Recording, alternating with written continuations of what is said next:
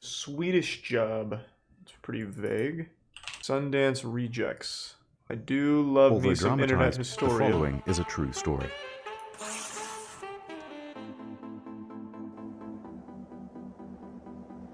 Stockholm, December 22nd, 2000.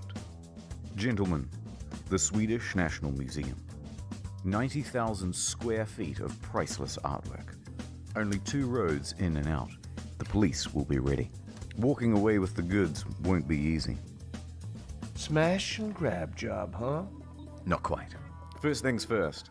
I do love at exactly heists. 4:55 p.m., 5 minutes before the museum closes, we blow up 2 cars outside the Grand Hotel and the Strand. There's some actual Ocean's 11 shit. Fire trucks and police will be dispatched.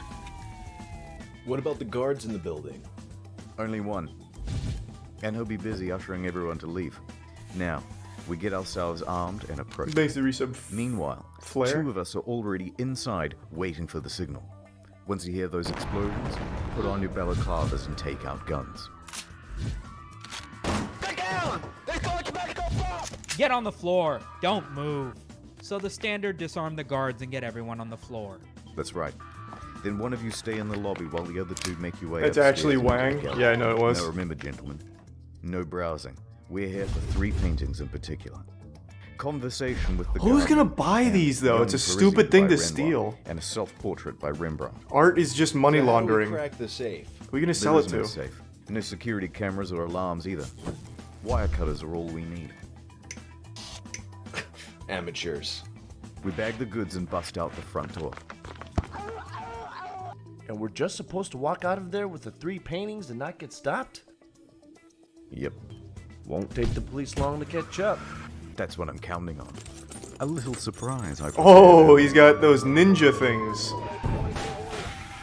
The little From there, spike it's an easy walk traps. to the docks where we've got a boat ready. We skim around the waterfront and down the Caltrops, labyrinthine thank canals you. of Stockholm and make a beeline for Mälar Lake. Then we dock in a quiet area and make it on foot back to the road. Let me guess, you already have a car waiting. Of course. We drive back to the city, get back to HQ, paintings in hand. And congratulations, boys. We've just robbed the Swedish National Museum for an estimated $30 million. If that sells to anybody, which I That's really don't think it exactly ever would. How all of it played out. The next day, the police had cleaned up the torched cars, and they were questioning staff, getting any clues they could about the suspects. They didn't have any faces. They didn't have any Shady DNA rich evidence. people will buy. It was a I just professional highly job, doubt it. and there was very little to Shady go on. rich people don't really buy art for the sake of buying art. It's money laundering. Until someone came forward. A witness. An old man. I was working on the river when I saw 3 lads speed off Thanks to resub. out of the area in an Angelax. orange boat. Did you get a good look at him? But they seemed suspicious, so I followed him right through the canals, into the Mälar, and right to the shore, where they parked their vessel and abandoned it. It's very Swedish. Can you show us where on the map? So the police sent out a couple of cars and found the boat. Here it is. Thanks Nothing to resub, inside. Kurai. No paintings, detective. Damn. What about the registration? Nothing, sir. Well, Thanks, Timbo. I guess the only thing we can do is put out a picture of the boat and ask the public for help. So they published pictures of the boat in the local newspaper and asked people to come forward with information. The next day. Oh, that's my boat. The boat owner paid the police a visit. I'm How Carl convenient. Lundemark, and that's my boat. What happened? We'll ask the questions. Thanks to resub. Do I what just I want. sold the thing last week to 3 chaps who looked a bit suspect. Did you get their names? Afraid not, sorry. Although, when I sold the boat to them, they asked if they could use my trailer to transport it. And? Well, I said yes, but only if they gave me their phone number for safety. Well, have you still got it? Yep, Here it is. I wrote it on the back of the receipt. And It seems this is pretty where easy. They everything got him. unraveled for the thieves. Because despite all of this Ocean's 11 style bullshit, they had used their real phone number. Amateurs. So police looked up the number and everyone they had called. We've got a match. The number was connected to a gang of petty thieves. They were not big-time criminals. They had done small stuff like car thefts, drug peddling, and so on. That's They still were pretty not impressive. criminal masterminds. This thread of evidence led to 2 men serving sentences in a minimum security prison 10 miles from Stockholm. A Russian named Alexander Petrov and a Swedish national named Stefan Nordstrom. But wait, these men were behind bars. They have an airtight alibi, right? Well, turns out they are considered low-risk prisoners, which means they are allowed weekend furloughs. What? Essentially, they're just doing jail as a day job. What the While fuck? good boy Petrov had returned from his weekend away, Nordstrom had not. So police went What? to work searching Nordstrom's empty cell. No fucking way. Are you serious? Like, so in Sweden, when you're a low-risk prisoner, they just let you go home on the weekends? So it's literally just like being in school again. What was it called? A prison furlough? Yeah, it's a real thing. That is crazy.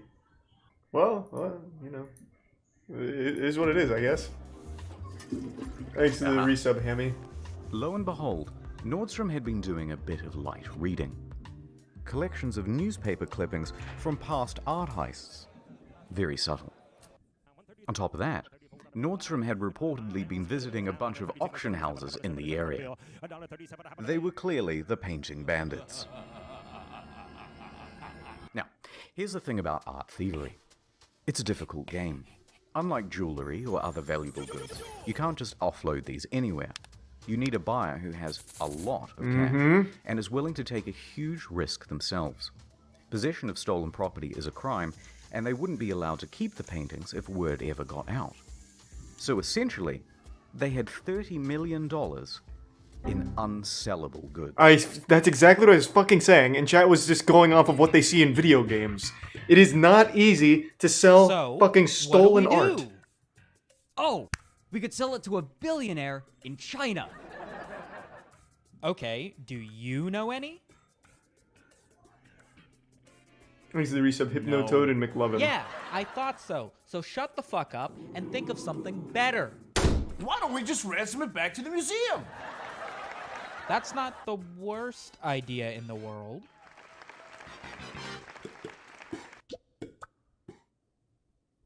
December 28th, 2000.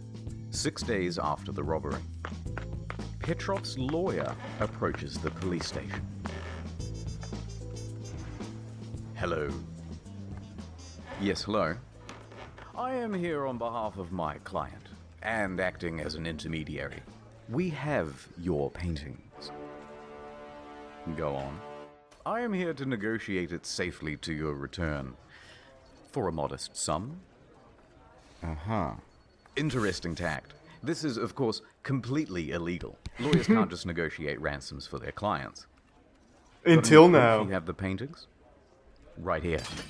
The attorney then reveals Is this the worst lawyer of all hostage-style time? photos of the stolen art, complete with that day's newspaper. Right. So who are these clients of yours? Can't say. Lawyer-client confidentiality and all that. Right. Well, let me just have a chat with my supervisor. The police feigned interest, but there was no way they were going to pay a ransom when they could simply catch them. Obviously. So instead, Fucking they stalled obviously. and placed a surveillance team on Petrov for the next time he met with his attorney. A couple of days later, that meeting took place. And surprise, surprise, they're not alone. Nordstrom had turned up as well. Oh, Wait for it. See you soon. Take care. Now, go. The police moved in on Nordstrom. What the? No, I'm innocent. Save it for the judge. What do we have here? Those aren't mine. In a moment of sheer genius, Nordstrom had decided to bring with him a bag filled with Polaroids of the stolen paintings. Is this how you get your kicks? I'm gonna be sick. Get these to the lab. Later, the lab found Petrov's fingerprints all over the Polaroids. With this evidence, they obtained a warrant to raid a cellar that the gang frequented. Look everywhere. They may have left the subtlest of clues. Anything that can even give us a scrap of... Detective? Here's a datebook literally showing all of the details of the heist, including all of the co-conspirators. Nice work, Detective. Thanks, Detective. Hey, do you know what time it is? These guys are good. Is it? It's time for a montage. Thanks to the prime key. In all, police arrested and charged 13 for the heist. Nordstrom received 6.5 years. Petrov received 8. Spieß. 3 others were given between 2 and 4 years for accessory, and 3 more men received sentences for up to 4 years for receiving stolen goods, and 5 more were accused and subsequently acquitted. One of them included Petrov's criminal lawyer, who was charged for accessory to attempted extortion for his involvement in putting forward the ransom. Thanks to prime Rennie. Well, we got the bad guys. But there was a problem. They hadn't recovered any of the paintings.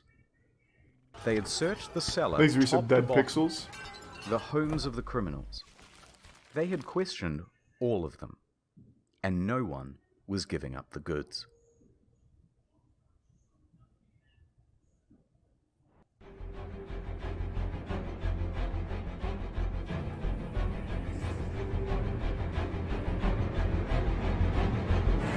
What's in a trash can? Yeah. If there's any justice, they just threw them away. What is it, honey? Is it the paintings again? Thanks to the resub Soggy. And mustard. I just can't stop thinking about it.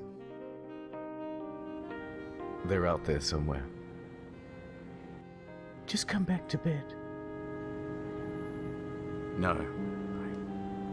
I think I'll go for a walk. And thanks to the resub Rack.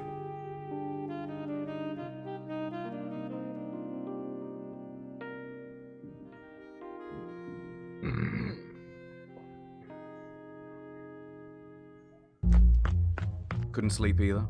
No time. Rumors are circulating that Renoir's The Conversation is going up for sale. Count me in, detective.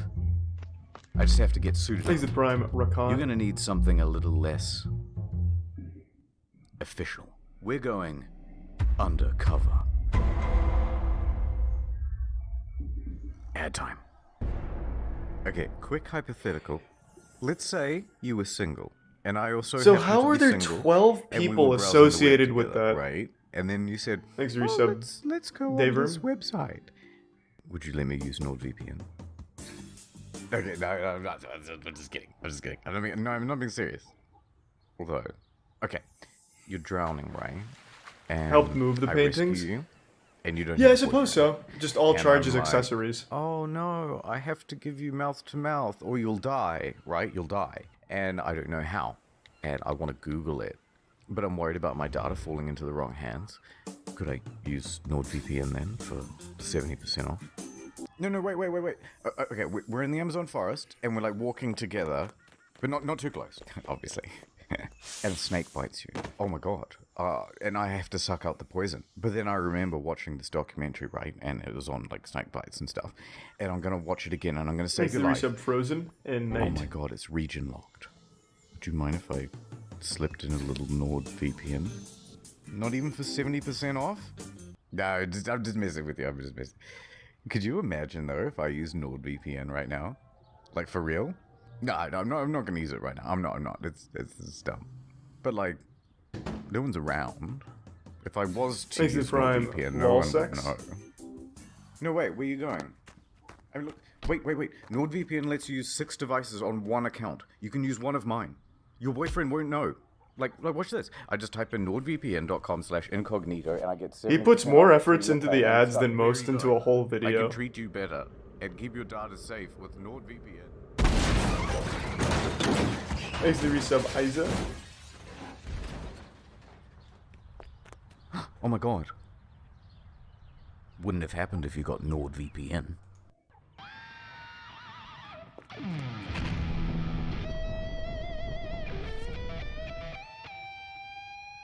Ad over. There's your tier 1 Dirty Dan. Swedish police set up an undercover agent to infiltrate the ring and to buy the Renoir. The detective would be posing as a representative for an interested buyer who was standing by. But they'd need confirmation that the painting was the real deal. That's him. Art thief? Yes. Are you the buyer? That's me. I represent a very wealthy and very interested client. But of course, before we can start negotiating, I need to know that we're talking about the real deal. All right, mate. Come with me. The undercover agent followed one of the men into the bathroom. Okay. What do you think? That's quite something. Come on. My client will be very pleased. Okay. What do you say to 200k? That sounds acceptable. In fact, it's quite low. My rich buyer probably would have paid a lot more even. Whoa.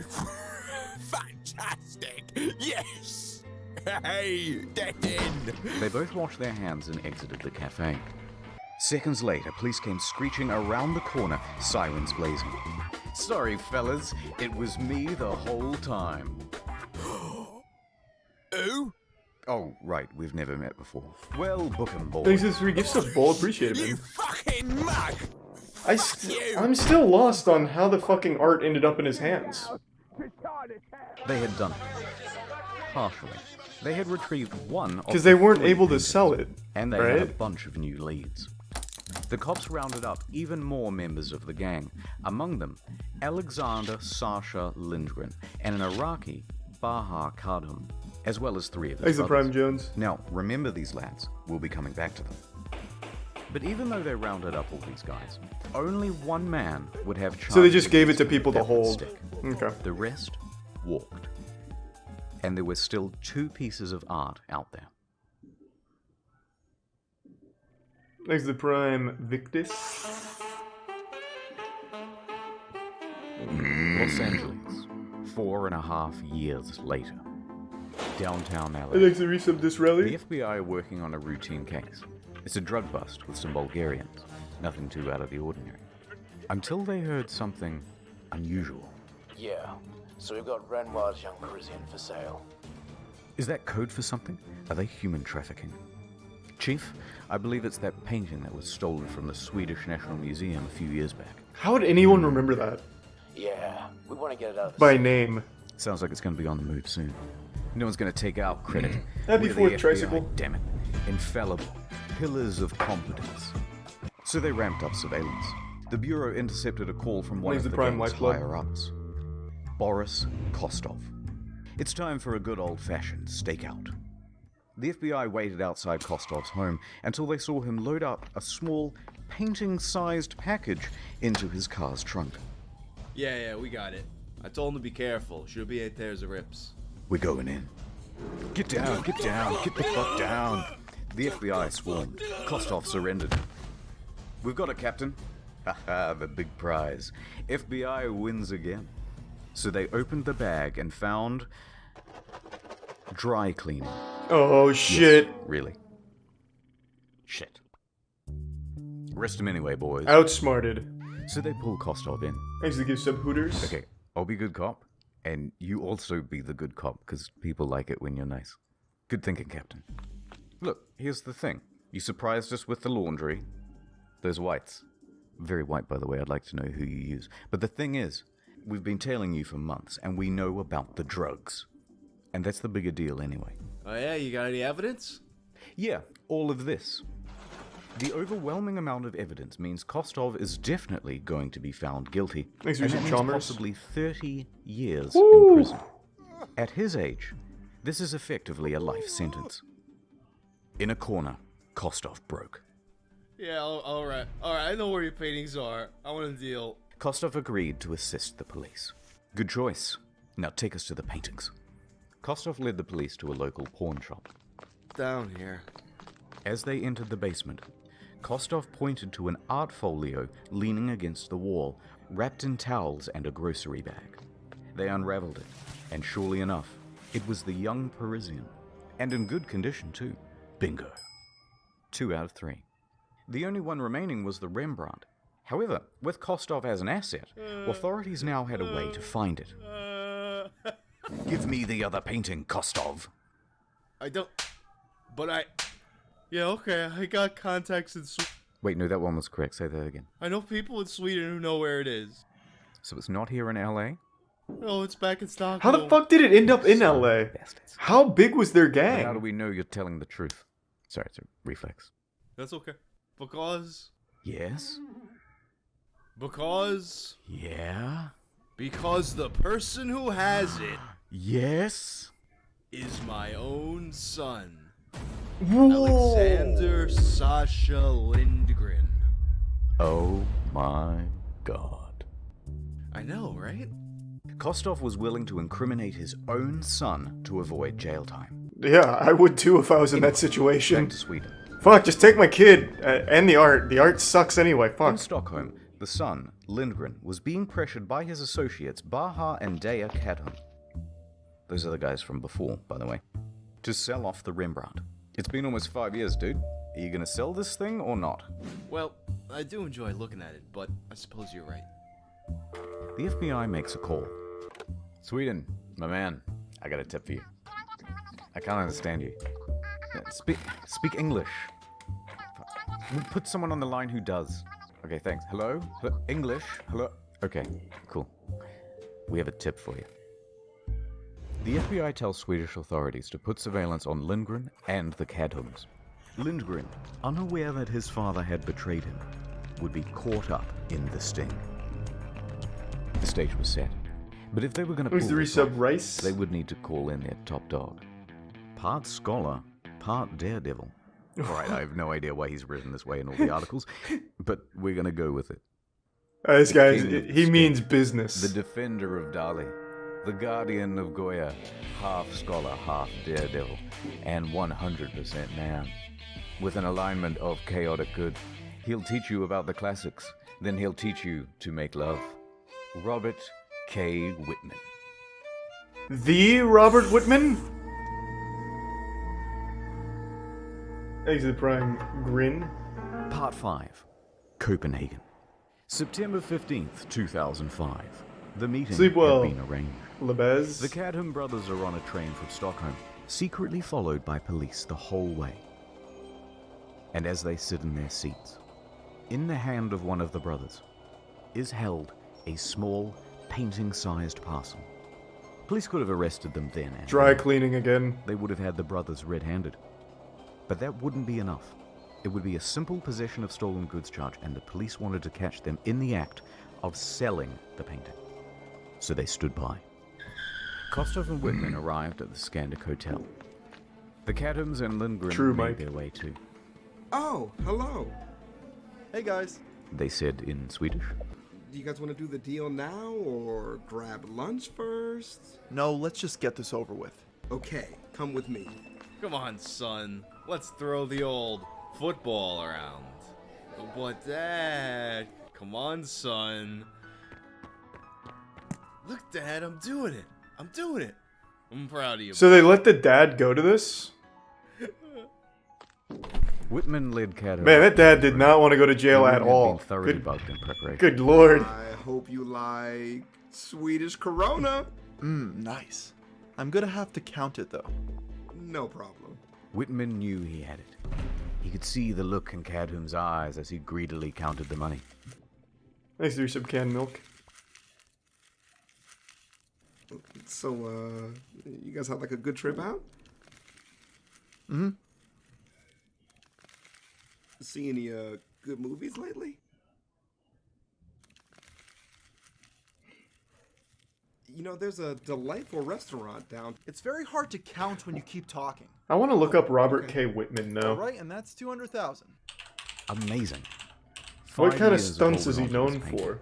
Seeing all of his buddies go to jail. For Oh 200 wow. Well, sorry to interrupt, but you need to see Robert K. Whitman. Stands for Robert King Whitman. and he was a special agent. I don't know why he's written as a part-time daredevil, but he looks like he's fucking all business. What a fucking man. And then here he is with a giant sniper rifle, I guess. Probably after just hunting a rare elephant to extinction. Alright, definitely not what I pictured with the part-time secret agent, part-time daredevil. Let me see what kind of stunts he did. Robert Whitmaniac. Oh, Robert Whitman Inc. Misread that. Con man's smile and a daredevil's nerves. Would all be worth it. Thanks to the resub. And it would be Wimble in the prime MC. Baha then stood up and left the room with the cash. Hey, wait! Baha went back down the lobby and was making his way to the exit. Wait, what's happening? Baha walked right out the front door of the hotel without saying much of anything. What the hell's going on? Has the deal soured? Get him! Has our cover been blown? Is this a cross? Police on standby were starting to get nervous, but Whitman was staying cool. Seconds passed. Just hold steady. Minutes passed. Thanks for some bully beef. Cool. They're getting away. Stay cool. Hope everything's alright, beef. They came back with a different bag in hand. Oh! It turns out the bag they had before dry was cleaning. A decoy. They were using it to see if any cops would be drawn out. Now that the deal seemed solid, they brought the real thing. Got him. Cadham returns to the room, and Whitman examines the painting. Pretty smart plan. That's the real deal. Danish SWAT is standing by and ready to swoop. Whitman spoke the code words necessary to launch their raid on the room. Would you like an orange? Excuse me? My favorite color is orange. Thanks to resub Tostitos and Bilbo. Okay. I mean, orange, you glad? I said orange? Anyway, thanks for the money, but, we gotta go. No, wait, let me arrange you a cab. That's okay, we'll walk. The SWAT team burst into the room as Whitman jumped into the bathtub, clutching the painting to his chest. He jumps out the window and parachutes away, just taking the painting for The himself. arrests of Baha Kadham, his brother Diea, and the betrayed Lindgren went off without a hitch. Whitman emerged from the bathroom victorious. Women swooned, men swooned, I'm swooning. Jesus, what a man. Looks like you're caught by the police. Yes, well done, Whitman. And we would have gotten away with it if it wasn't for your sly doggery. Thank you. Now, take him away, boys. Whitman held the painting aloft. It was busted now over safe. his knee. He returned it to I'm the Robert Swedish Whitman, National baby. Museum, and the timing was perfect. Because in just a few days, they would be exhibiting a show on Rembrandt anyway, and they not only had him back, but a story to go along with it. The painting was Thanks to unveiled resub as Jericho, the Perky, and Tier 1 this Mama time Papa. behind glass, and with a specially assigned security guard standing by its side. So the Cadham brothers and Alexander Lindgren were convicted of receiving stolen goods. However, their sentences were overturned by a Swedish appeals court ruling that they had been provoked into the crime. What? But as What? for our hero, What? Well, Whitman hung up his. What do case, you have to do to go, and like, nothing go to jail has in ever been Sweden? Stolen again. The end. Oh my god! Jail in Sweden sounds like almost pleasant. Like, if you're financially down on your luck, just commit a crime in Sweden, you get meals, and you get to go home on the weekends. And you apparently have to work really hard even to get that, to go to jail. It is quite literally like a hotel. That's nuts.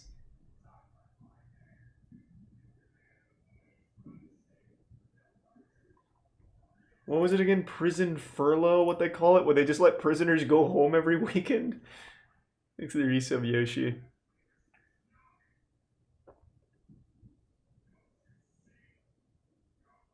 Yeah, I mean, maybe that's good though. Like, maybe those guys never go on to commit another crime ever. And it's just a net positive. Now you just got 3 dudes that have a cool story to tell, and now they're total upstanding citizens. I couldn't tell you. All I can tell you is if that was in the US, you would have fucking chaos. It would literally be the purge. If you just let prisoners go home every weekend, they would just start going wild. I don't think it would work here. But maybe they do. Furlough is in the US too? Yeah, but I imagine that's for petty crimes, right? Not $30 million art thieves. Let me see. US furlough. I've never heard of this before, so let's see. In the US, it seems to only be for special needs or medical emergencies, but I haven't read super far into it yet. It's also not common at all here. Not that wild of a story. Well, I disagree. What do you consider a wild story, then? It does exist here, but it is highly uncommon from what I'm reading. Very rare. I'm Kento Bento. This video is made possible by Dashlane. Download Dashlane for free if you never want to lose another password again at the link in the description. Tokyo, December 10th, 1968. It was pouring rain. Not really ripping it off, Mickey, I don't Nihon think. Trust Just Bank inspired was by. on edge. Someone had threatened his life and those around him over the past few months. Just 4 days prior, a letter, one of recent many, was sent to his personal residence demanding 300 million yen or his house would be blown up with dynamite. Holy the shit. letter was made up of characters cut out Some and Looney pasted Tunes shit. from movie magazines. Police were notified, and indeed they kept a close eye on the bank and his home, though this did not ease the mind of the bank manager, who shared his concerns with his branch employees. Now, of course, this is Japan, and work is work. The show must go on. With this in mind, the bank manager went on with his duties, sending 4 of his employees to the nearby Toshiba factory to make a scheduled drop. So off they went, taking the company car. But not long after leaving the bank, the 4 heard police sirens approaching. At that very moment, they happened to be next to a prison of all places. A police officer screeched to a halt in front of the car and frantically got off his motorcycle to warn them. The branch manager's home had just been blown up. People were injured. Wait, some really? Presumably worse. Despite police monitoring the locations, the perpetrator was still able to carry out. Wait, so he actually successfully blew this shit up? Additional threats were made.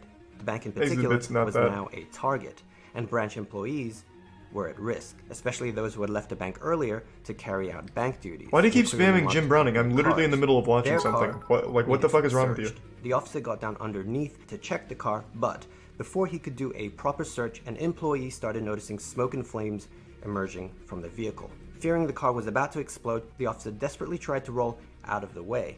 Everyone ran as fast as they could to safety, retreating behind the prison walls. They waited and waited for the explosion, but there was no explosion. They looked back. Oh, so they were The company fooled. car was gone. The police officer was gone. Had he moved the car to safety? Confused, they called the Nihon Trust Bank to find out what was going on. To their relief, the bank manager answered. He was alive and well. In fact, everything was fine there. The bank manager's home was never blown up. As the adrenaline wore off, it finally dawned on them what had happened. This was the moment the perpetrator had been setting up the past few months. Disguised as a police officer, he had now gotten away with what was to be the bonus payments of 523 Toshiba employees. The stolen amount totaled to 300 million yen or $6 million. Not Exactly the amount bad! he had asked for. On the ground, they found various items left behind, including a warning flare that the officer must have ignited while under the car to mimic dynamite. A reported 120 pieces of evidence was left behind at the crime scene, which is a lot and would normally be beneficial, but this was purposely done to mislead. Whoa! This worked. What the Half a fuck? This is century later, nuts! The case remains unsolved. Some say Turns this out was he the trimmed his greatest pubic heist hair to live in DNA, Japanese but it history. wasn't his There pubic was no hair. loss of life, no blood A red spilled. herring. The plan meticulously carried out by a single person, and in the end, the money taken. But there are many ways a bank heist can be great. There are many ways it can be notable. Take the case on May 15th, 2016. At around 5 a.m. in the early hours, Oh, cash right, was Phoenix Jones, I physically forgot to do withdrawn that. from an ATM I like Phoenix from Jones. a Tokyo 7-Eleven. The amount was 100,000 yen, about $880, which was the cash limit. Now, this doesn't seem too bad, but try repeating this 14,000 times across Japan in the span of just 2 hours, because that is exactly what happened. In total, 1.4 billion yen, about $13 million, was taken from ATMs alone. And this wasn't done electronically. What? It was done in person. Sure, it had to be some sort of a large, coordinated group, but the staggering number of transactions in a 2-hour frame made even this seem questionable. Compared to other notable cases, the largest known recorded number of participants to have been involved in a single heist wouldn't have been able to pull this off either, unless they had superpowers. Involving an even larger team would presumably be unwise, as there'd be too many chefs in the kitchen. Now, after police completed their Jesus process Christ of checking security footage of each 7-Eleven store, and yeah, it was only 7-Eleven's hit, they found their answer. In this particular case, the more chefs the better. It wasn't a team of 50 or 100 or even 200. It was 600 people. 600 people pulling off a sophisticated, highly coordinated heist using fake credit cards. Quite the contrast from the single perpetrator of our first heist. Toto Not and Rusum surprisingly, Kaze. most people have surmised with this many active participants, there must have been links to a large crime organization. But as of today, despite the numbers, no one of note has been caught. Now, here's a quick one. Kobe, August 7th, 1990. How in the fuck can you not catch a single person in that if you knew exactly what places they were hitting with security cameras? How does that happen? The story so unique is How do you that fuck 10 that up? days after the heist, the bank, still reeling from the events, received a note from the robbers. The note read, "Thank you very much for the bonus. We can now live on this loot for the rest of our lives." It was a sincere message of gratitude. Yeah, we all know the reputation Japanese people have for being polite, but this took it to another level. So the last 3 cases involved plans being executed perfectly He's the prime with writer. no loss of life. But not the case with the next one. We're going way back. January 26, Thanks, Teresa 1948. Brendan. Again in Tokyo, a man in his 40s walked into a branch of the Imperial Bank just before closing time. 16 people were inside, including customers and bank workers. He got everyone's attention and explained he was a government health inspector sent by the US occupation authorities. Remember, this was post-war Tokyo, still under US occupation. The man stated there was a sudden These are some outbreak frosty of nips. dysentery in the area, and he was to carry Oregon out Trail. inoculations. In post-war Tokyo, the disease was a legitimate threat, so no one really doubted him. Add to the fact that the man was wearing an official government armband. He gave all 16 people a pill and a few drops of liquid, which they quickly drank. Now, it wasn't long until they fell, one by one, in agony. Oh, With fuck. everyone incapacitated, the so-called health inspector grabbed all the money he could find and calmly left. 12 of the 16 people would later be confirmed dead, including a young child. The solution they drank was a cyanide solution. Holy This was a shit. ruthless way to go about a heist. But what made this even more strange was that the man left behind a business card. He left it at the scene. The card was marked with the name Shigeru Matsui, apparently from the Department of Disease Prevention, which does make sense since he was pretending to be a health official. But Shigeru Matsui turned out to be a real person who actually worked for the Department of Disease Prevention. Not surprisingly, He killed him and upon took the investigation, shit? Matsui was cleared. He was not the robber. He had several alibis. But he told police he had exchanged business cards with 593 individuals. How would he know that Japanese number? people have the habit of exchanging business cards with personal details, so this was helpful. as Oh, I police guess you could now just had look at every business card. 593 suspects. Over time, they were able to whittle down this number to just 8 cards, 8 suspects, one of which was a man named Sadamichi Hirasawa, a Japanese painter. When Hirasawa was questioned and asked to produce the card of Shigeru Matsui's, which he should have had, he could not. He claimed it must have been in his wallet, which was stolen the other day. He was a victim of pickpocketing. Police had a feeling they knew exactly where the card was. He could have When just asked to lost the produce an card. alibi, I don't keep business he could not. cards. When police looked into his history, they found 4 previous cases of bank fraud. When they searched his possession, they found a similar amount of money to that stolen from the bank. Hirasawa suspiciously refused to divulge how he got this money. Finally, when his face was shown to eyewitnesses, they immediately identified him as the poisoner. Upon further interrogation, Oh, that was easy. Hirasawa Good work. confessed. He was arrested for the robbery and the murders, and in 1950, he was given the death penalty. He was sent to death row to await execution by hanging. Case closed. Or is it? Because after the trial, some had doubts whether Sadamichi What? Hirasawa was indeed the perpetrator. Everything mentioned, circumstantial. In fact, it was revealed his confession was viciously beaten out of him. Thanks to Tier 1 allegedly Supreme tortured. in the There Prime was only Yodi 2 of the resub. eyewitnesses who Demon. identified him as the criminal. Perhaps he was telling the truth. Perhaps he was really a victim of pickpocketing, as he claimed. The unexplained origin of the money in his possession was also thought by some to be from his side business of drawing pornographic pictures. Revealing this truth to police and to the public would have been detrimental to his reputation as an artist. There was also no way So he was a Hidasao could hentai artist? realistically obtain the ingredients for what turned out to be a military-grade cyanide solution used in the robbery.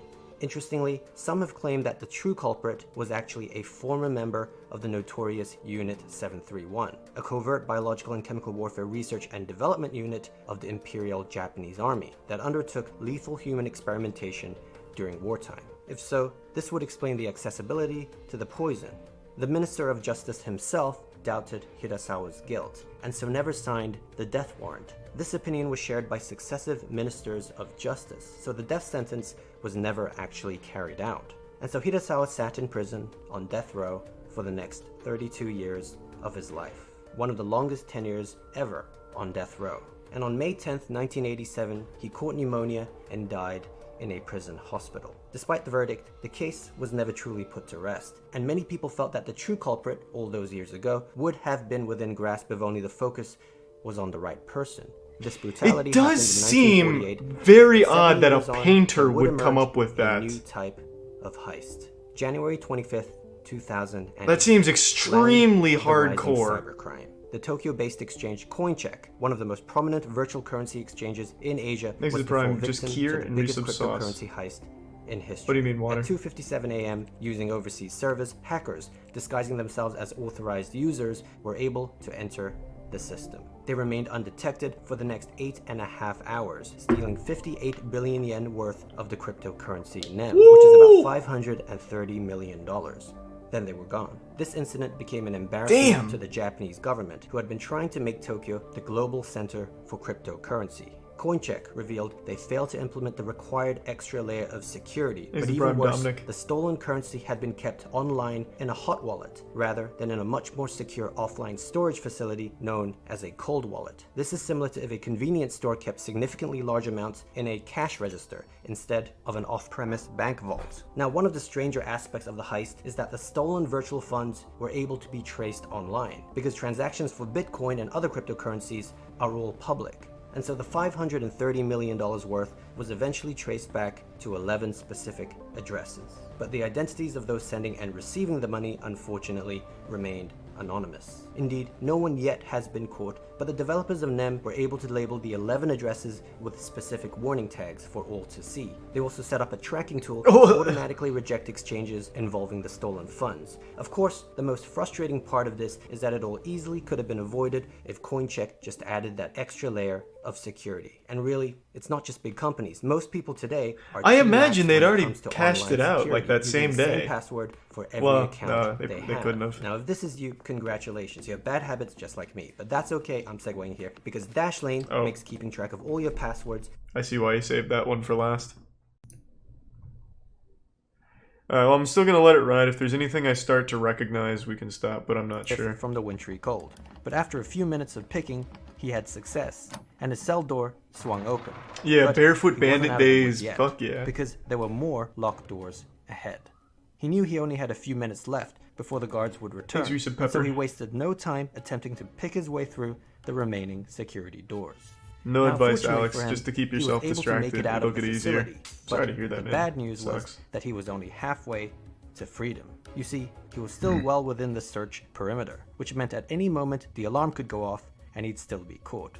At 5:45 a.m., the guards returned, peering into his cell, and this is what they saw.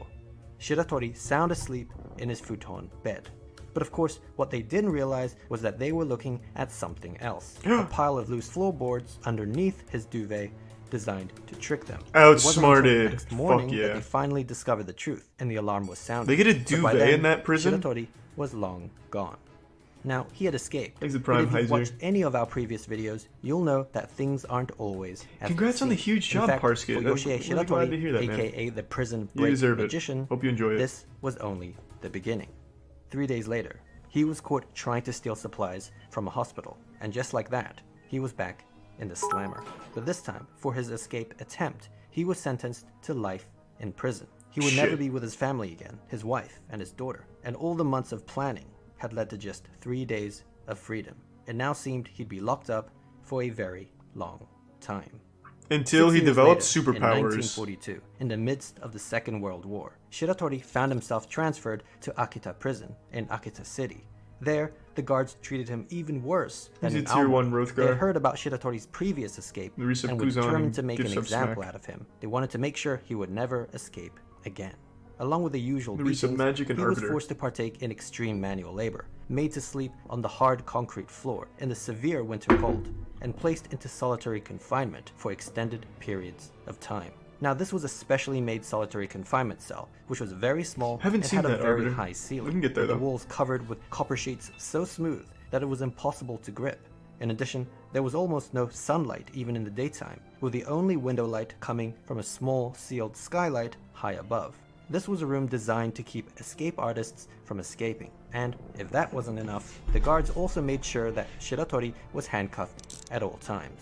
Now, despite the God constant damn. abuse, one of the guards, Kobayashi, in fact the head guard, took pity on him. Kobayashi never laid a Aw. finger and even seemed to check up on him from time to time, concerned Just to make for his out. well-being. That's so Perhaps sweet. this made life a little more bearable for Shiratori, and it might have even been what kept his will alive all the way to the night of June 15th. Thanks. Appreciate It it, was a mess. stormy night, And yeah, we'll do more Shiratori was Yakuza in the middle soon-ish. of one of his extended stays in solitary confinement. At around midnight, one of the guards peered into his cell and couldn't believe his eyes. He opened the cell door and looked around in astonishment, as Yoshie Shiratori had vanished into thin air. All that was left was his handcuffs. So how did he do it? He actually Well, just straight there were a vanished. few assumptions the guards made that did not apply to Shiratori. For one, handcuffs simply didn't work on him. Shiratori was actually a master of getting out of handcuffs, and in fact had several methods to choose from. Here, he decided to go with the familiar lock-picking method, but he really could have gone with any of them. He had thoroughly scoured his Thanks for 5 surroundings to gift find subs, Liam. Thank anything you for the that could be generosity of tonight, use man. in an escape. And Thanks just to like in Resub Zay Aomori and prison, DKD. he was able to uncover a loose bit of wire. Perhaps it was from one of the items Kobayashi brought him, but this wasn't clear. After freeing himself from the cuffs, he placed his palms and soles of his feet on the smooth copper sheets and started climbing the unclimbable wall. It turned out Shiratori was also an expert climber. So this with guy an just had uncanny maxed ability out fucking to scale stats. like a lizard. Once he reached the skylight above, he noticed that, yes, the window was sealed, but the wooden framing around it was starting to rot. And so thereafter, night after night, when the guards weren't looking, he'd climb the copper walls and loosen the framing, bit by bit. Afterwards, he'd climb back down and place the handcuffs back on. Oh shit! After a couple months, the window finally came loose, and from there, That's it was so just smart. about choosing the right day. He waited until a particular stormy night, so the guards wouldn't hear the footsteps Thanks on to the roof. Prime, And Sax, and that Resub was it. Sontag. He had Fuck yeah, escaped man. from Hope you're doing prison well. again. Now this time, he wouldn't be caught, or at least not in the way you'd expect. 3 months later, on He became September the 18th, warden of the that head guard, prison. Kobayashi was at home when he heard a knock on the door. To his surprise, it was the fugitive Yoshie Shiratori, unkempt and disheveled, and he needed a favor. A stunned Kobayashi took him in and fed him, all the while listening to what he had to say. Shiratori explained that he didn't actually mind being in prison, and that the only reason he escaped twice now was due to the tremendous abuse he suffered at the hands of the sadistic guards. Makes sense. Kobayashi, however, was the only one who treated him with any amount of respect, and so he felt he owed it to him to let him in on his grand plan. Now, this plan involved Shiratori willingly, yes, handing himself over to the Justice Department, where he could then personally make a case for how corrupt and barbaric the Japanese prison system was, and there needed to be reform. He wanted Why? to campaign for change, and in the process, gain his legal freedom through a Thanks to civil 5 gift subs lawsuit. again, He Liam. felt this Goddamn, was the man. only way he could And yeah, realistically 2 end people, up Lemon. with his family. This, of course, was And maybe a super Grapey. ambitious plan, and as a fugitive on the run, he was well aware of it. And we watched which that a is while why ago, he needed Sloth. Kobayashi, the That's a great video. well-respected head guard of Akita Prison, to vouch for him, to strengthen his credibility. As the only guard who ever treated him right, he had a feeling Kobayashi would do the right thing. Minutes later, while Shiratori was in the toilet, Kobayashi called the police. Maybe not a great plan. Just like that, Shiratori was back in prison. Yeah, And awful this time, plan. He vowed never to trust an officer of the law again.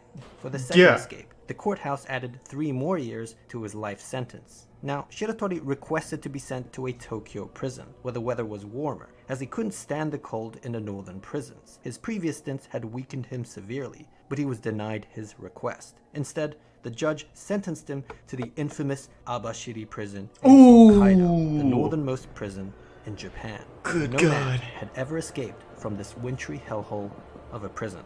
It was now 1943, and the cold was unbearable in Abashiri, as the temperature in the cells was below freezing point. Whenever inmates received their prison food, the miso soup and soy sauce would often freeze up. In this temperature, a handcuffed Shiratori was thrown into an open cell in summer clothing, and he immediately felt the paralyzing sting of cold air.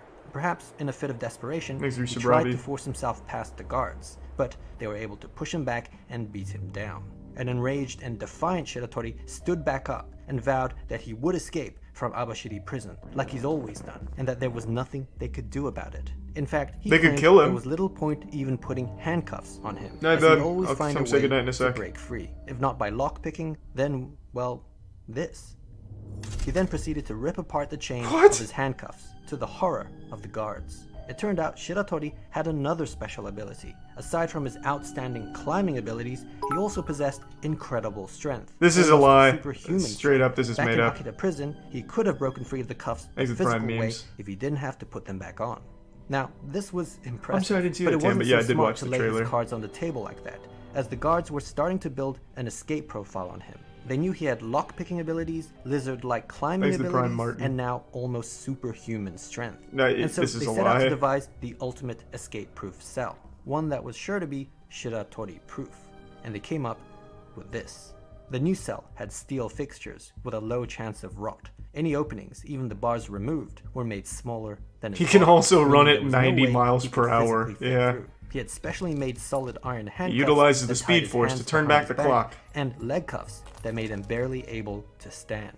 These cuffs weighed 20 kgs each and had no keyhole, which meant they could not be lockpicked. And the only way they could be removed was by 2 metalwork specialists who would come once every few weeks to remove them in an arduous 2-hour process. It was at this point, and only this point, that he could even take a bath. And he certainly needed one, as weeks of being shackled up with no movement meant his cuff wounds were infested with maggots. On top of that, and as cold as it had already been, it wasn't even peak winter yet. Any strength he would have left would surely be nullified by Is the the Prime upcoming Clicky, freeze. Though just in Martin, and the case, Tier they 1 still made sure to Umbrella cut his already girl, meager and the food Tier 1 portions in half. one And deal. so that was it. Even for Shiratori, this was too much. Maybe As winter chainsaw. came, he succumbed to his fate. Every day, the guards would slide his meal through the opening, and he'd be forced to grovel like a dog. His hand and leg cuffs made every action awkward and uncomfortable, with even sleeping being a pain. There was no doubt life in Abashiri prison was absolute torture. Now, fast Thanks again, forward, Austin and Shiratori Resub Dell. was somehow able to survive through the winter, and spring was coming. This meant he was starting to get his strength back. But still, what could he really do? He was literally in a bind. Months passed and, well, nothing seemed to happen. Then one night, in August, a guard in his office was doing some paperwork when he heard some shuffling on the roof. He wasn't sure what it was, but he decided to check on the prisoners. As he looked inside Shiratori's inescapable cell, he was stunned. The futon bed and There was prison 5 garments women were in neatly there, folded up. and no The specially Shiratori. made 20 kg handcuffs and leg cuffs that would have required 2 specialists 2 hours to remove was placed on the side, and Shiratori was nowhere to be seen. He had finally fulfilled his promise to the guards. The alarm immediately Turns out he sounded, was working but for the despite prison work in of the search disguise. He party, escaped it like a seemed week he had ago. truly disappeared. But how on earth did this happen? How did he escape from the fortress that was Abashiri prison? Thanks to the Prime Sketchbook. Well, preparation had started 6 months earlier. Thank At you, the time, Liam. Goddamn. He didn't have the strength or stamina Even to the mount 5 any gift subs, sort man. of escape, not to mention the restraints he was in. But one thing he did have was time and patience. Every day, the guards would slide his meal through, and while he struggled to eat his food off the floor, he always made sure to save a little bit of the miso soup in the corner.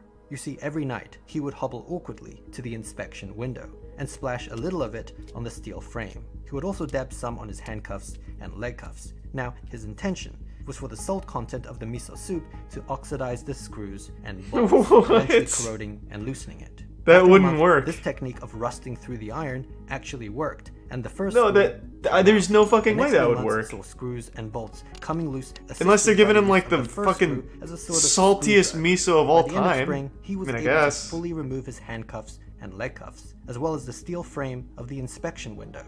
But there was a problem. The size of the opening was smaller than his body, which meant he couldn't fit through, a contingency thought out by the guards. What they didn't account for, though, was Shiratori's fourth ability, which involved being able to dislocate his joints at will. With this, he was now able to slide through the opening like a caterpillar. This repertoire of skills, thus surely making him an honorary member of the X-Men. With that, This he is climbed through a broken window fanfic. in the roof. It's like a and Death vanished. Note chapter. Impressively, Shiratori had now escaped from 3 prisons, as well as being the only man to ever escape Abashiri prison. Now, good on him for escaping, but this was northern Hokkaido, and the only Thanks to direction Tier he 1 could have Narwhal gone to and was resub the cold, back snowy Thanos. mountains. Actually, the prison guards felt that they had the last laugh, because if the cold didn't get him, the mountain bears certainly would. But he had a fifth Despite this ability, likelihood, the there was ability one to person control the who minds of stayed bears. hopeful, and that was Shiratori's wife. But she was still worried, because even if he was alive, she knew he wouldn't be able to make it back to his family, as the authorities would be constantly on his tail. Which is why she was desperately and secretly hoping that Japan would lose the war, as that would enable the Sorry to hear US that, to Wick. take over I the country. stream daily, meaning but no schedule. Everyone would likely forget about her husband. Of course, she kept this to herself, but then a year later, in August 1945, she got her wish. He's the Prime Slam. His fifth ability, wife. Yes. The Americans had now taken over the country's penitentiary system, and sweeping changes were being made. And it did seem, perhaps, that the manhunt for Yoshie Shiratori had now taken a back seat. Yet the question remained, where was he? And was he even alive? The answer Tony. was yes, he was alive, and living a solitary life. This time, self-imposed. It turned out he had discovered an abandoned mine on a mountainside in the Hokkaido wilderness, and was able to make a home for himself. For food, he lived off nuts and berries, wild rabbits and raccoons, and was even able to learn to catch crabs from a stream by observing the habits of bears. Life was steady and safe, but after a while, curiosity got the better of him, and so after 2 years of isolation, he made his way down the mountain to a nearby village. What he saw astounded him. The streets were filled with signs written in English, the posters and flags emblematic of the war And effort that's how he vanished. became And even more president of strange, Japan. Young Japanese girls were holding hands with American soldiers. What on earth was going on? He grabbed a newspaper that had been set aside, flipped through the pages, and it was only then that he found out about the atomic bombs, Hiroshima and Nagasaki. Japan had surrendered the previous year, and he couldn't believe it. As well as I wife, said that he earlier, felt it was Sloth. now We've watched pointless Ray's to Last hide, Jump. and Long so he time bid ago. Made a farewell video to on his Ray's old Last Jump, too. hunter-gatherer lifestyle. He headed south of Abashiri for the next 50 days, until he reached the city of Sapporo. At this point, he was starving, so he found himself a nice ripe tomato from a nearby field, which was a huge mistake. A farmer had spotted him and mistook him for a well-known local thief, which led to a scuffle, resulting in the farmer's abdomen being pierced by a blade. Sadly, he bled out and died, but not before Shiratori was arrested for the crime. It wasn't long until police found out that they in fact had the infamous Yoshie Shiratori in their custody. For his This shit multiple is super escapes and fake. having No now murdered fucking the chance. farmer, despite his claims of self-defense, he was sentenced to death by the district court of Sapporo. And in 1947, he was sent to Sapporo prison to await execution. Now, to ensure he wouldn't escape this time while on death row, Exit Tier he was 1 placed Master under Chef. 24-hour surveillance, with 6 armed guards personally assigned to his watch. As for the cell itself, it was upgraded further from the one in Abashiri prison, with reinforced doors, ceilings, bars, windows. In fact, How would any he get openings arrested were for a made smaller farmer's than death the in the middle of size fucking his nowhere? head, not just his body. Learning from the It's Abashiri not like it's escape, GTA as while RP he where may it gets be able to instantly dislocate his reported. joints, he certainly can't dislocate his skull. As long as his head can't fit, they were good.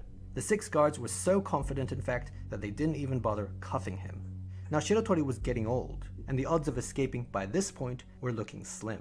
As his execution loomed near, there was little he could really do, and the guards knew that. They could see the desperation on his face, looking up, searching for an escape plan that they knew would never come. though still, just in case, they made sure to search his room every night while he was taking a bath in the bathhouse, inspecting the ceiling, skylight, and any other openings. A month passed, and winter was now coming, weakening him further, and the realization was starting to dawn on him. He grew increasingly despondent, staying in bed, refusing to wake up. But this was despite all an the orders act. of the guards. This went on for a while until one morning the guards had enough and entered the cell to discipline him. They flipped over the duvet and he was gone. This was not possible. How did he do it this time? Going back to when he was first placed under 24-hour surveillance with the 6 armed guards personally assigned to his watch. He had in fact conditioned them His to fifth look up ability? and Shape-shifting. keep up from the very start. In fact, he never Not just left. because his previous escape He was one of the attempts involved floorboards. climbing through skylight windows on ceilings, but also his suspicious yet, as it turned out, very intentional behavior of constantly looking up to figure out an escape plan. Little did they know, it was all an act, and that he already had one, but it would be taking place precisely where they weren't looking. You see, it turned out the authorities were so concerned with him escaping Makes me through a some window Pharaoh or and Sonny. skylight that they neglected to reinforce the bottom.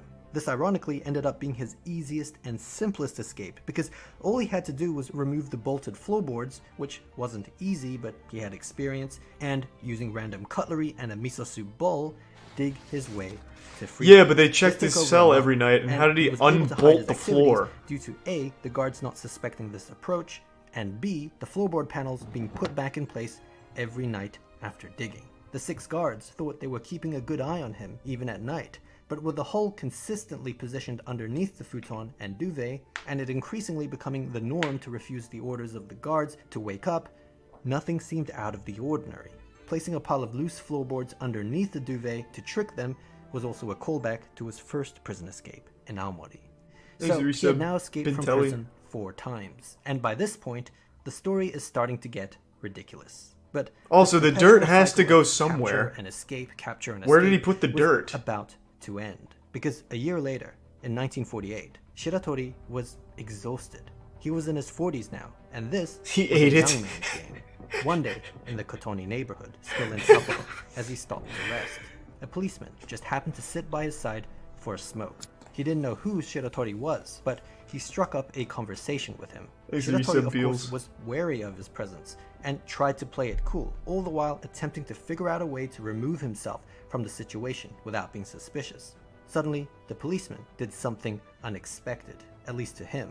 He pulled out another cigarette and offered it to him. Shiratori was stunned. You see, cigarettes were expensive luxury items in Japan at the time, and the fact that someone offered it to him just out of the kindness of his heart brought tears to his eyes. Not to mention all his life he had been abused and mistreated by officers of the law, with even the head guard Kobayashi turning his back on him. And here was an instance of an officer treating him Please resub kindly, Noli. with respect, and with no prejudgment.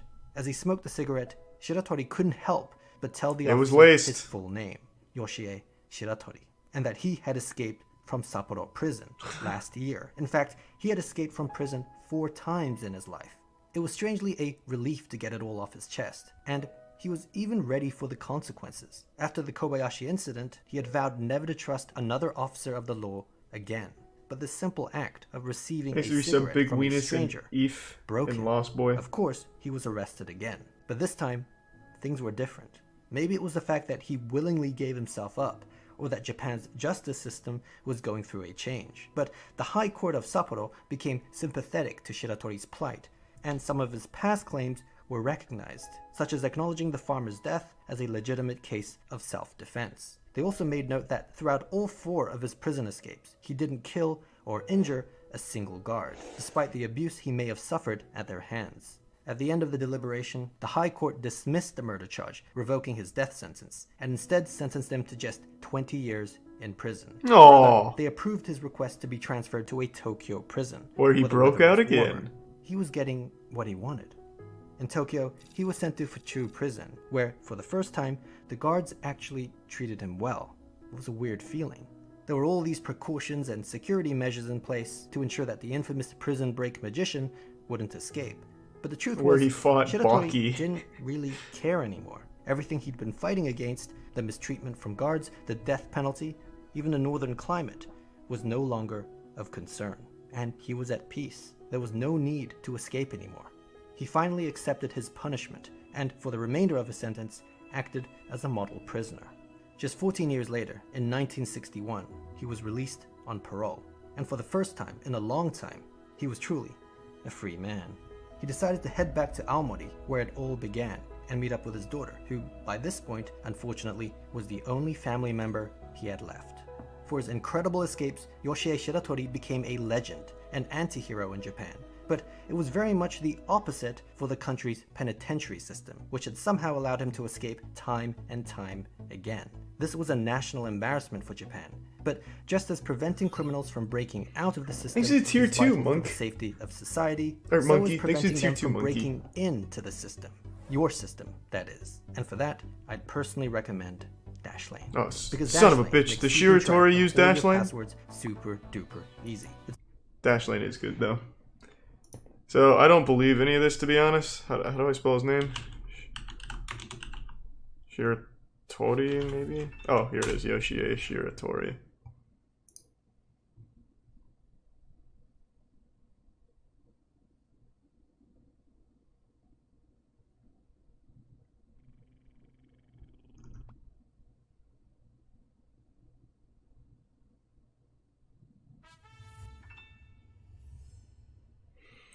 The prison escapes may have happened, but the way they happened absolutely cannot be real. I watched the follow-up, but the one that really sticks out to me is his fourth one. And simplest escape, because all he had to do was remove the bolt. He dug himself out of prison using a miso soup bowl in a place where he was being monitored 24 hours a day. This dirt has to go somewhere. So where was he putting all of this dirt?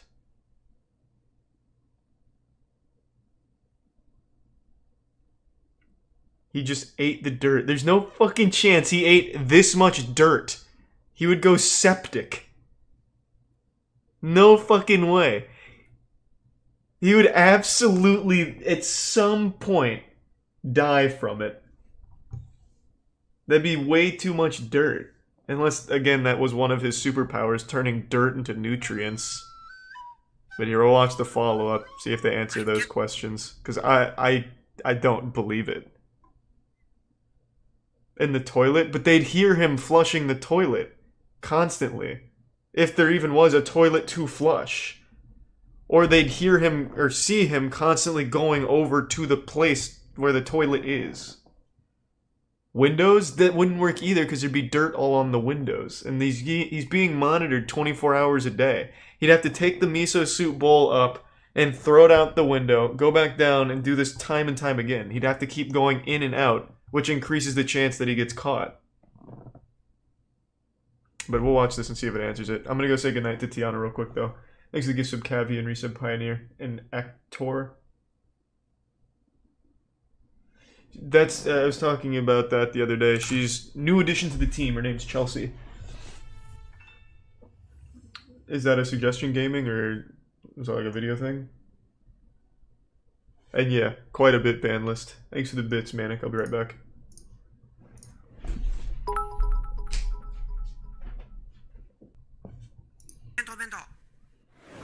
This video is made possible Prime, by Alec. CuriosityStream. By signing up at the link in the description, you'll also get Nebula.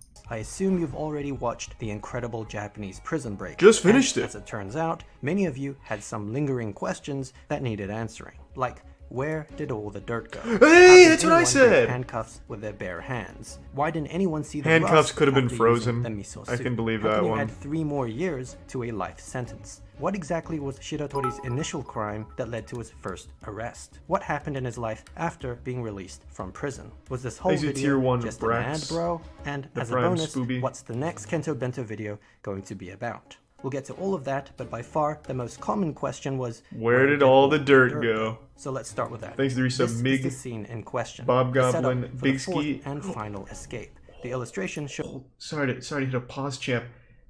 Nolix, it's good to see you again, man. Holy shit, dropping you in fucking fatter gift subs, my man. Good lord. Thank you for the huge 100. Holy shit. God damn. Thanks to the bits Manic and gift sub Noodle Boy. And thank you for the bits, Jacob. My week's been alright. Fuck, Nolix, thank you. Thanks to the resub Big Mex and the Prime Nova. Have a good night, Falcon.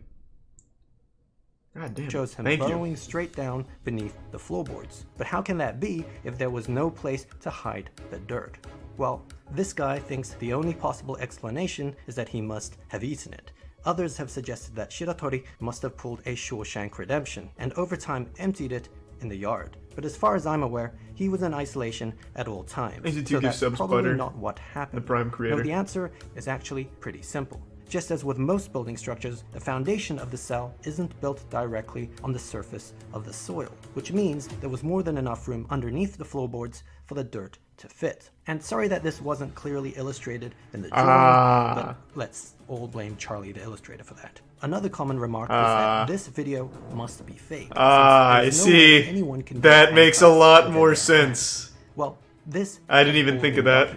And of course, what makes this story worth telling in the first place is precisely because it doesn't seem real. But specifically about the handcuffs, remember, these were cuffs from the 1930s in Japan. Breaking them isn't too absurd an idea when you consider, and I'll quote this Reddit user, that Japanese iron at the time wasn't especially pure, mostly deriving from iron sand, which has a ton of impurities. It's likely Shiratori could snap the cuffs along the weak link. And on top of that, we know Shiratori had immense strength, making this all the more plausible. But what about his escape from the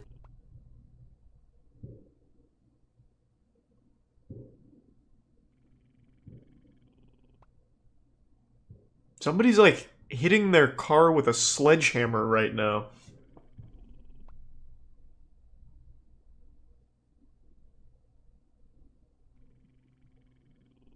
The 20 kg solid iron handcuffs and leg cuffs after using the salty miso soup. Why didn't anyone notice the rust? Those metalwork guys apparently came every couple weeks or so to remove his cuffs so he could take a bath. By the way, sorry about the maggot shot. So why didn't they see anything?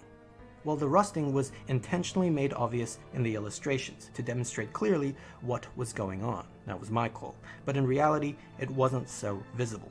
And the way the specialist removed the cuffs every few weeks was by breaking apart the actual metal. So they never actually paid too much attention to the screws and bolts. Okay, so this one was kind of surprising to me. Quite a few people asked, how could there be 3 more years added to a life sentence, as was the case for Shiratori after his second escape? No, this wasn't a mistake in the script, nor does it mean that the prison keeps the corpse 3 years after death.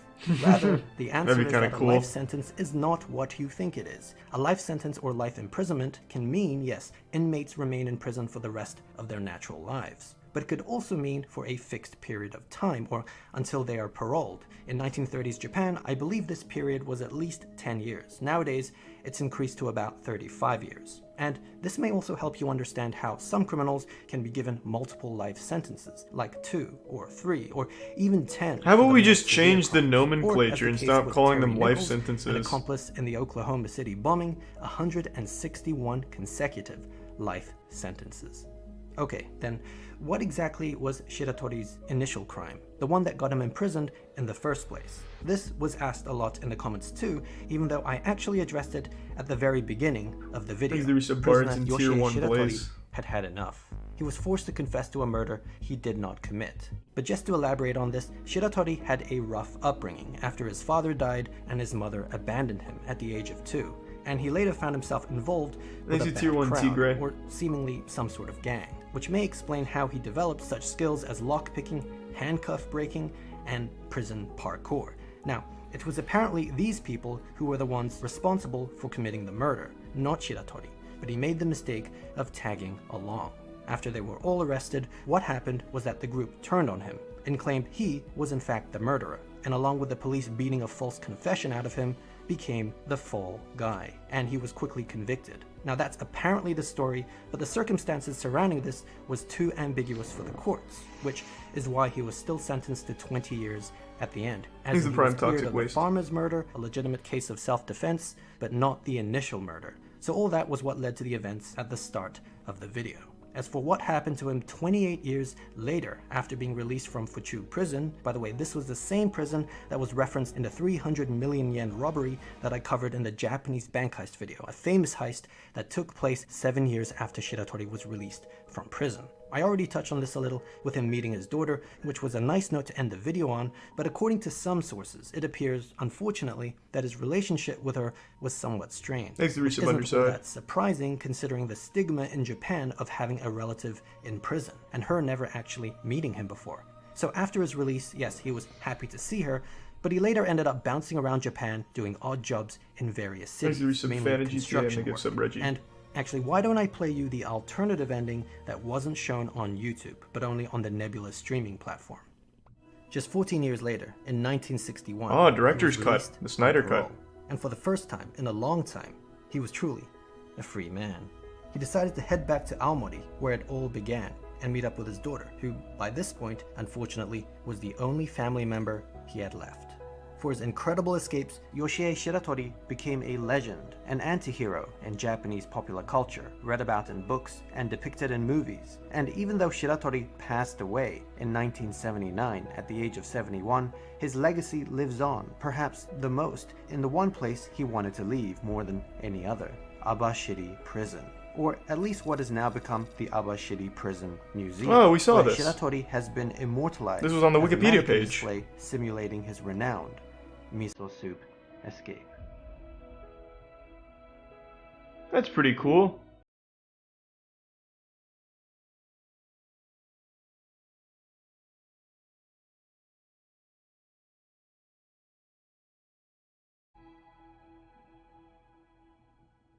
So I was able to end the video this way, letting the story breathe, Thanks to because Prime new Fin Kento Fin Bento and videos resub all Super. go up on Nebula completely ad-free. Thousands of high-budget Sonic did Game of Thrones, Patrick H. Willems, and experiment on our own terms. We've only just started, but it's a mystery, the Holy great shit, train this is like robbery, a... the real war of Wait, this is Thrones, actually like a Japan's 7-minute samurai ad. car, which makes this one all the more fast of myself and revealing the title, as plans can always change, but I will say it's somewhat Halloween-inspired. God damn. Yeah, that was good. I do not think we watched that ever. None of that ringed any bells. What might have happened is we started it and then abandoned it. I'm Kento Bento. This will be part 1 of a 2-part series. Thanks, and you're is so made noisy. possible by Nebula and CuriosityStream. Tokyo, March 1970. 31,000 feet up in the air. Japan Airlines Flight 351 was reaching its cruising altitude. It had left Tokyo's Haneda Airport no more than 10 minutes ago and was set to land in Fukuoka in an hour's time. This was to be a relatively short flight, a domestic affair. But little did the passengers and crew Thanks to know Bits it was Wordmeister. going to be neither, as Japan Airlines Flight 351 was about to undergo a harrowing ordeal. On the plane were 122 passengers, tourists, businessmen, first-year uni students, doctors on their way to medical conferences, really people from all walks of life, and including a few notable individuals like the high-ranking Pepsi executive, the talented bass player from the up-and-coming rock band Hadaka no Rarizu, and the Roman Catholic priest from New York.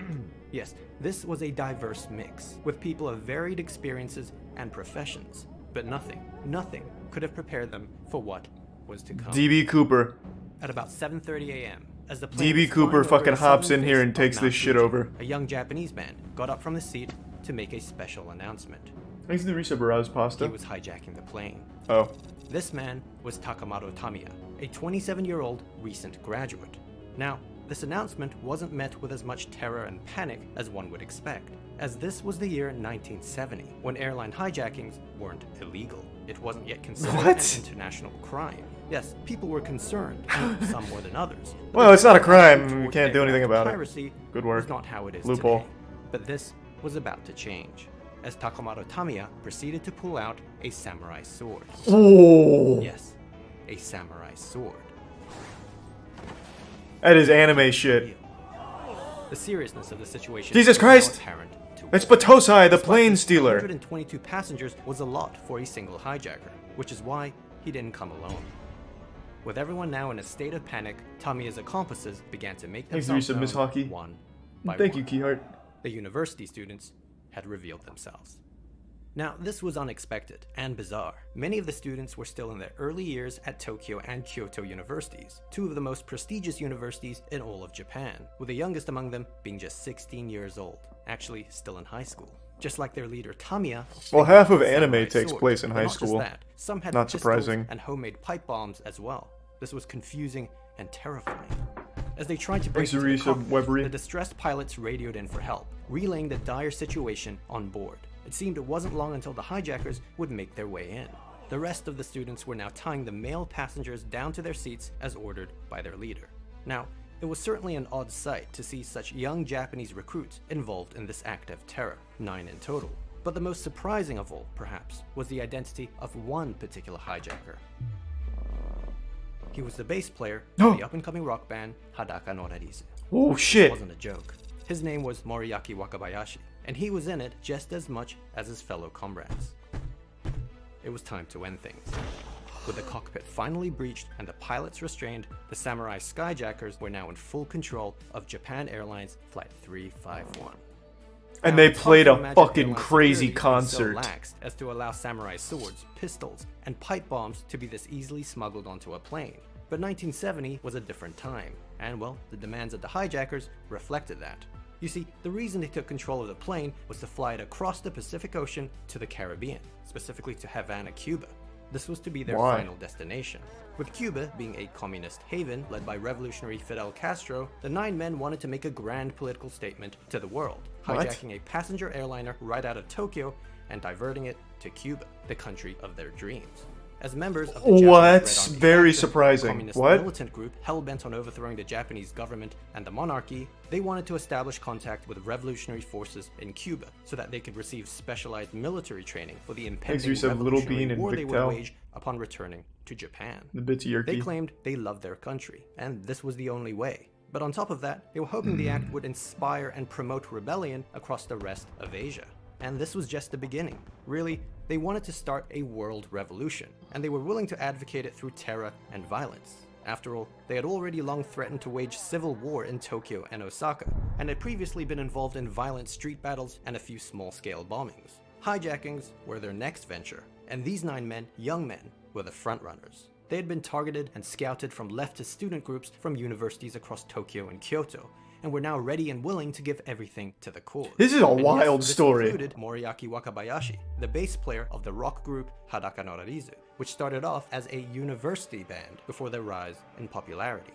Now, perhaps it was this very youthful inexperience and overconfidence that led to their first lapse in judgment, which awkwardly enough had to be explained to them by the pilot. You see, it was just not possible for the plane to make it all the way to Cuba, not even close. Why? Well, Japan Airlines Flight 351 was a Boeing 727 airliner, which was designed for short to medium range flights only, not for one making its way halfway across the world in a single trip. The plane was simply not We'll fuel it with across the music. Pacific, much less to Cuba. And this was shocking to the hijackers, as they simply hadn't expected this turn of events. They Thanks for needed 5 a gift plan subs, B geek. fast, one that involved an alternate destination.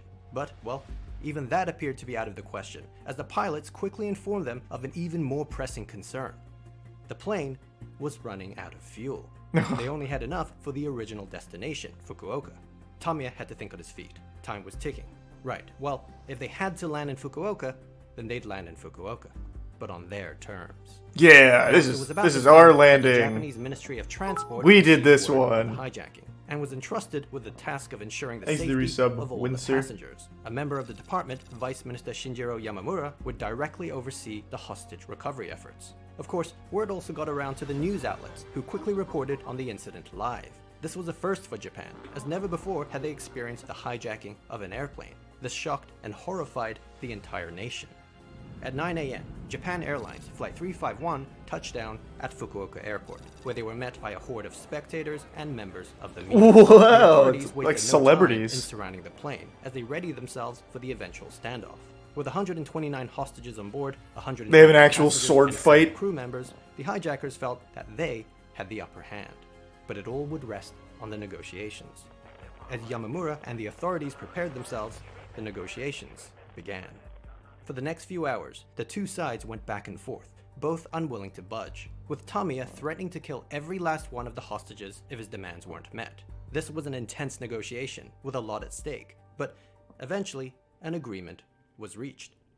So the deal was for the hijackers to release 23 of the passengers in exchange for more fuel. But it had to be enough fuel to get them to their new destination. Now, Havana, Cuba, was no longer an option. It was too far. So they had to settle for one within reach. After much discussion and consideration, they decided on Pyongyang. The hijackers were going to North Korea. Whoa!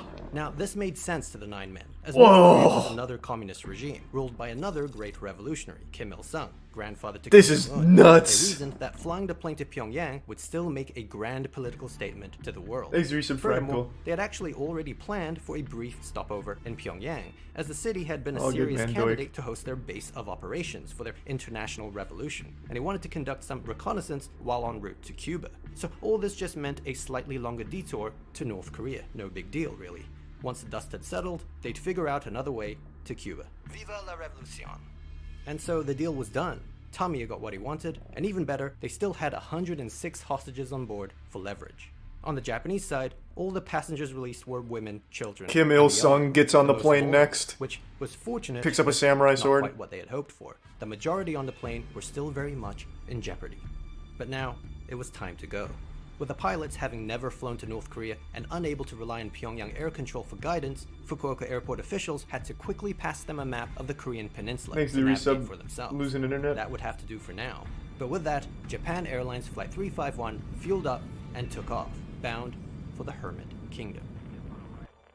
Now, aside from the Japanese, there was actually one other group that was rather unhappy with the outcome thus far, and that was the Central Intelligence Agency, the CIA.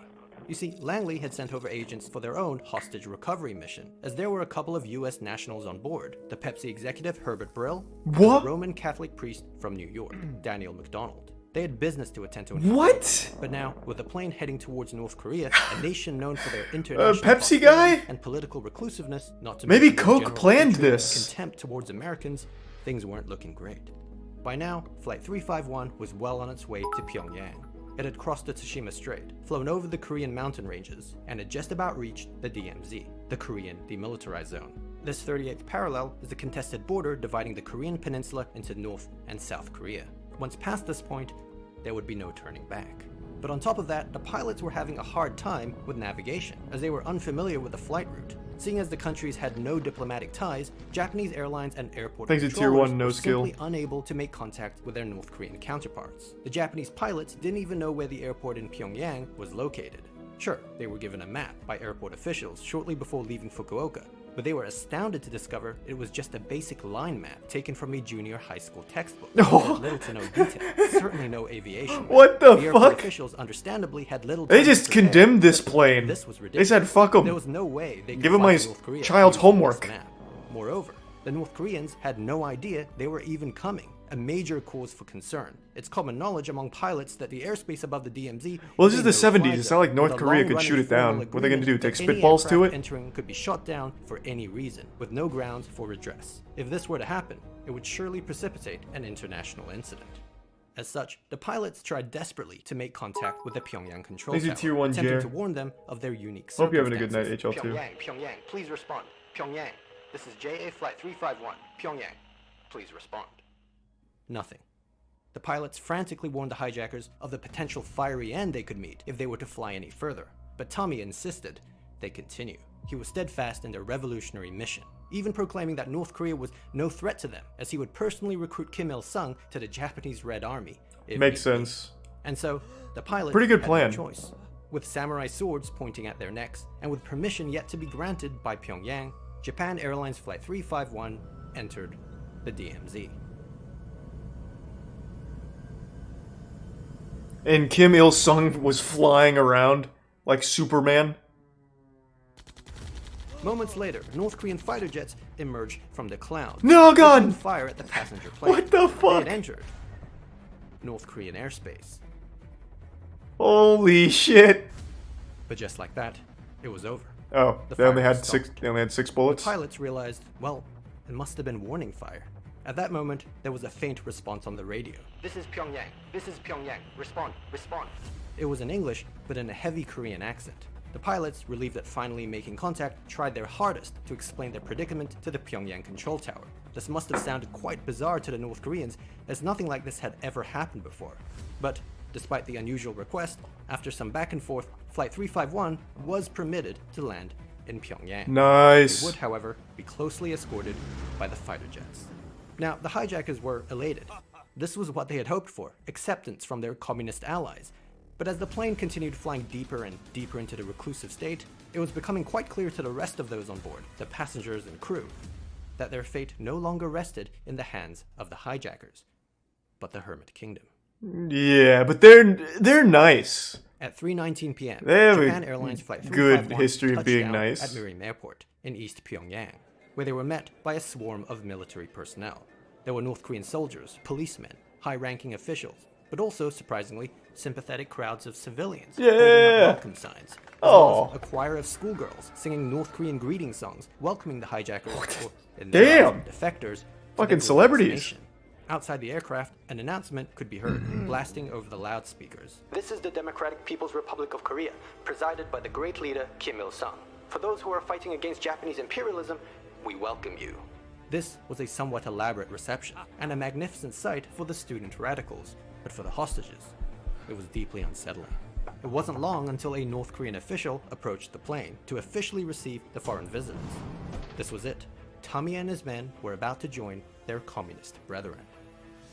Now meanwhile, in a nearby hangar, the Japanese authorities and the CIA were getting ready to launch their rescue mission. It was now or never.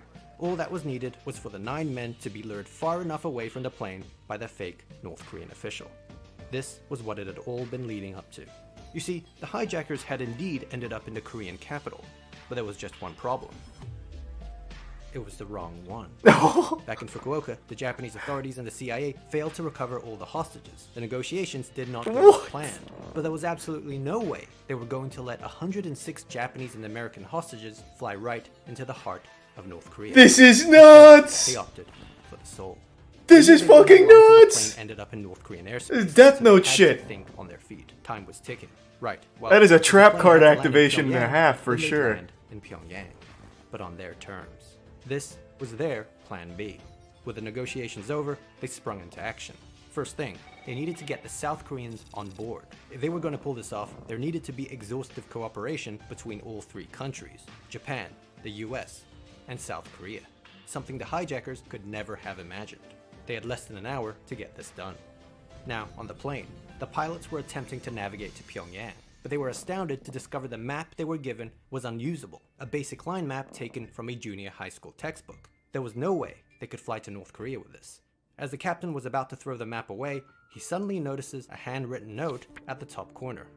No aviation map, but tune into frequency 121.5 megacycles.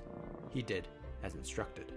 Not long after entering the DMZ, North Korean fighter jets emerged from the clouds, firing anti-aircraft shells at the passenger plane. But that was actually the Or at least, CIA. That's who those on board thought was firing at them. In reality, this was the South Korean Air Force, attempting to fool the hijackers into thinking they had now entered North Korean airspace. Having tuned into the frequency 121.5 megacycles, the pilots and the hijackers then received a message from who they thought was the Pyongyang control tower. This is Pyongyang. Respond, respond. Spoken in a heavy Korean accent. This was, however, sent by air traffic control in Seoul. This is like the most differing big accounts of the brain situation, plan it's still ever. unknown to the extent to which the pilots were aware of this ruse. Perhaps they were in the dark just as much as the hijackers, or perhaps they were key coordinators of the plan themselves. Regardless, what we do know is that following the instructions that were received on frequency 121.5 megacycles, the pilots were able to safely direct Flight 351 back across the DMZ, eventually touching down at Gimpo International Airport in Seoul. That was the reason for the rudimentary map, because the Japanese authorities never planned for the pilots to use it at all. They were never going to Pyongyang. This is now wild. The countdown was on. The hour was almost up. As the plane touched down on the runway, the South Korean airport officials were frantically putting the finishing touches on their makeshift renovation. You see, the final piece of the deception involved disguising Seoul's Gimpo airport to look like one in Pyongyang. They did this by covering up any South Korean related items and branding, and removing all South Korean flags, replacing them with North Korean flags. How? South Korean police Did were they also do that dressed so up in quick? communist uniforms and North Korean military attire, and random actors performing the role of the sympathetic public held up welcome signs in the hopes of putting the hijackers at ease. How? Girls from a nearby school was even cast to sing North Korean greeting songs to add as much authenticity as possible. This is like the conclusion in a thriller movie or something. Blasting over the loudspeakers, "This is the Democratic People's Republic of Korea, presided by the great leader Kim Il-sung. For those who are fighting against Japanese imperialism, we welcome you." The fake North Korean official approached the plane, greeting the hijackers with a megaphone. Thanks "We to the have gift prepared sub, a Jack. shuttle bus to take you, the revolutionary heroes, to meet the great leader and premier Kim Il-sung." The Japanese, American, and South Korean authorities, meanwhile, were waiting in the wings. Vice Minister Yamamura was ready. With the ramp stairs rolled up to the fuselage, the hijackers prepared to disembark. They were riding high. This was what they had been waiting for. After sacrificing everything to the cause, their moment had come. This was a revolutionary victory for the ages. One by one, they made their way to the exit. What they didn't know, though, was that their struggles were far from over. This was only the beginning. How? Now, They caught the him. rest of this incredible story will be covered in part 2. Wait, how is It there will be released more? on YouTube in a few weeks. So make sure Few your weeks? notifications are No! turned off. But there's actually another video coming out even sooner that you can watch. What the fuck? prequel events. If you want to know all about what led up to the hijacking of Japan Airlines Flight 351, who the mastermind was, why Tamiya was never supposed to be the leader, how the Japanese authorities watched on as the hijackers boarded the plane in Tokyo's Haneda Airport, yep, they knew. Well, you can check out this special. This is the preview craziest video story exclusive ever. To Nebula. It'll be coming out in April. There's a whole story to be told before they even step foot on the plane. And well, you can also check out there what many are calling my best video ever, the shocking Chinese pork bun murders, my Nebula original show. But warning, it's terrifying. Alright, I'm fucking excited for the rest of that. That is wild. What a story. Oh, I don't want to spoil anything, but I do want to look up the people. Thanks to the resub Unit, Decaf Milk, and the Prime Dante. I might call it a night. We can watch this. Well, let me see. I'm Kento Bento. This video is made possible by Dashlane. Download Dashlane for free if you never want to lose another password again, at the link in the description. Bangladesh, February 7th, 2016. The director of the Let me Bangladesh see how the Central setup Bank got is. off the elevator on the 9th floor and headed to the back office of the accounts and budgeting department. This was the most restricted part of the building. He was there to deal with a problem, one that had been plaguing the office the last few days. You see, How do we get rid of the $1 billion? printer was working. This was kind of a big deal. It was causing a real disruption. The automated printer, which was hooked up to the bank's software, was supposed to work round the clock, 24/7, printing out the bank's transaction reports in real time. Due to this technical glitch, however, the printer tray remained empty. Much of the day was spent trying to fix the issue, and after a great deal of effort, there was success. They were able to restart the printer. And so the backlog of transaction But they had a reports $1 billion started deficit? rolling out, one by one. Now it soon became apparent that something wasn't quite right. There were more statements than expected. When they took a closer look, they found 35 suspicious payment orders for what were ridiculously large sums of money, having supposedly been transferred from the Bangladesh bank's own account to various other accounts in other countries. Certainly, no one from their bank That's authorized cool. it, and the swift security system in place Thanks to was Prime Elite. unreachable. As the directors Thanks, sifted Ash. through the suspicious transfer requests, the true scale of the situation started. Yeah, I have dawning to on them. remove them, done. The transfers totaled to almost $1 billion US, an absurd amount, a significant chunk of the nation's reserves. Where were they going? Who was responsible? Panic ensued as the workers scrambled to stop the payments, but it was likely too late. The ill-timed printer malfunction from earlier had caused an unfortunate delay in their response. It seemed Bangladesh had just lost $1 billion. Oh shit! This happened in February 2016, but what led to this moment actually started 9 months earlier. Philippines, May 2000. Why does this sounds kind of familiar? I might have read about this. A group of men entered the Jupiter Street branch of the RCBC Bank just outside Manila and opened 4 bank accounts with just $500 inside. The men then left, never to return, with their accounts left seemingly abandoned. Thanks Now, to Prime returning to Bandit Bangladesh, Games. the country was becoming Bits one of the urban. fastest growing economies in the world. Their central bank sat in the financial district of the capital, Dhaka, a chaotic city with almost 20 million people. But despite all this rapid growth, it was a nation that could ill afford to lose $1 billion of taxpayers' money. There's the resub major in the January prime sway. 2016, a month before the incident. An employee at the Bangladesh bank was checking his mail at work. Now nothing seemed out of the ordinary. He thought nothing of it. But he There's the went Prime home that Max. night not realizing he had just set in motion events that would soon shock the nation's banking system. That idiot! That fucking moron! He had inadvertently clicked on an infected email. No! One that immediately began installing a malicious program Uh-oh. on the central bank's computer systems. This malware would allow intruders to enter the network and gain access to the inner workings of the Bangladesh bank. Hiding in plain sight, these intruders could now spy on workers and study the bank's operational procedures. And that's what they did. It was now just a matter of So how the time. fuck does A North month Korea later, know how to on do all Thursday, this the shit, bank but was they shutting can't down make a week, single which thing is that one gets of into the countries air? like Bangladesh tends to be on a Friday and Saturday instead of a Saturday and Sunday. The intruders once again entered the system, but it was for the last time because this was what it was all leading to. Now, they were in the system, but manipulating international money transfers was a whole nother thing. Thanks to SWIFT, you may have Prime heard, is a Mingo, global the payment resub network goob. enabling financial transactions to be sent in a secure and reliable way, using military-grade security designed to be unbreachable. Just to be clear, SWIFT does not facilitate the transfer of actual funds, but rather it sends Thanks to trusted resub payment Pesta. orders between accounts, which the Hope you've banks had a then good act night. on. This is the standard in international banking, and this is partly why bank hackers usually focus on stealing the login credentials of individual bank account holders rather than focusing on the banks themselves. But it wasn't the case here, not for this group. Their target was the institution. Thanks to the bits, Using Jess. the bank's legitimate SWIFT credentials that they collected from the malware, they were able to take control of the SWIFT terminals, as if they were legitimate bank employees. Yes, SWIFT itself is safe and secure, but the banks using them first needed to be responsible for their individual cybersecurity on their end. If their security happened to be lacking, as in the case with many developing nations, SWIFT could actually be used against them. And that's what was happening here. 35 phony transfer requests totaling $951 million was by now being sent via SWIFT to the Federal Reserve Bank of New York. Oh. New York. Well, because the Bangladesh bank owns an account there with billions of